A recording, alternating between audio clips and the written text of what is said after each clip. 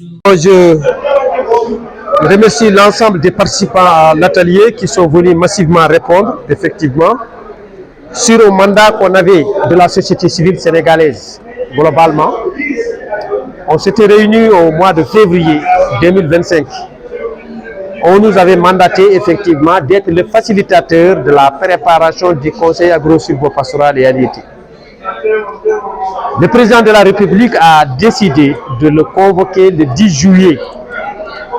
Il était de notre droit de convoquer une deuxième réunion pour restituer ce qui a été retenu comme principe de cette convocation.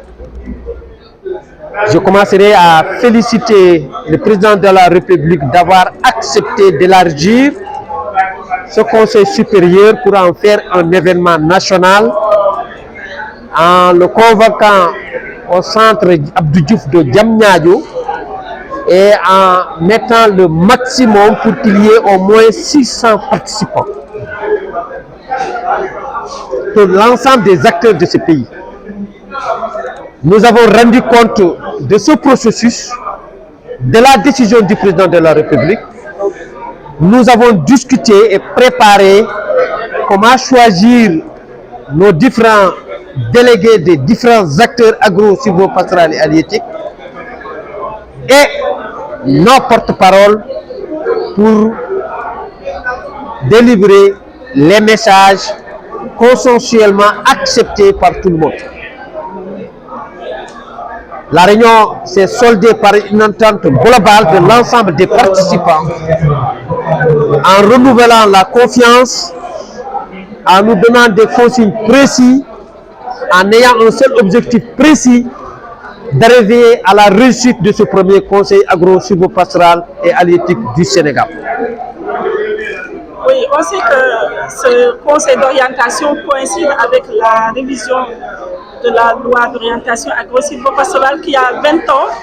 Qu'est-ce qu'il faudra réviser? Qu'est-ce qu'il faudra améliorer dans cette loi? Qu'est-ce qui a été bon? Qu'est-ce qui a été mauvais? Il est prévu pendant le conseil de faire le processus, de faire le rappel par le gouvernement du processus de la révision de la loi agro-silvopastorale et d'insister sur ce processus, quels sont les changements apportés, de discuter du bilan de la première loi et de parler de la présentation de la nouvelle loi et de proposer des échéances pour que cette loi arrive à l'Assemblée nationale, pour qu'elle puisse être votée. En ce temps, effectivement, pendant, ce qui était important, c'est qu'il est retenu dans l'agenda du Conseil de faire ce travail. Voilà. Qu'est-ce qu'il faudra changer? On peut avoir une idée de ce qui va changer dans cette nouvelle loi-là? Bon, ce qui va changer, il est difficile aujourd'hui d'en parler. Je vous donnerai rendez-vous dans quelques jours où on va reprendre la parole avec vous pour vous sortir les points les plus saillants. Mais il y a deux éléments essentiels. La nouvelle mouture va augmenter la question halieutique. La première loi, on parlait de agro-silvopastoral. On voudrait arriver à une loi agro-silvopastorale et halieutique. À l'intérieur des chapitres, il y a eu autant de changements.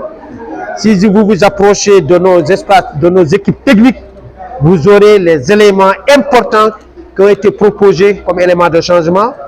Mais le définitif arrivera seulement que lorsque la loi arrive à l'Assemblée nationale et qu'elle soit votée par nos parlementaires. Et vous voulez que cette journée soit instituée par le chef de l'État?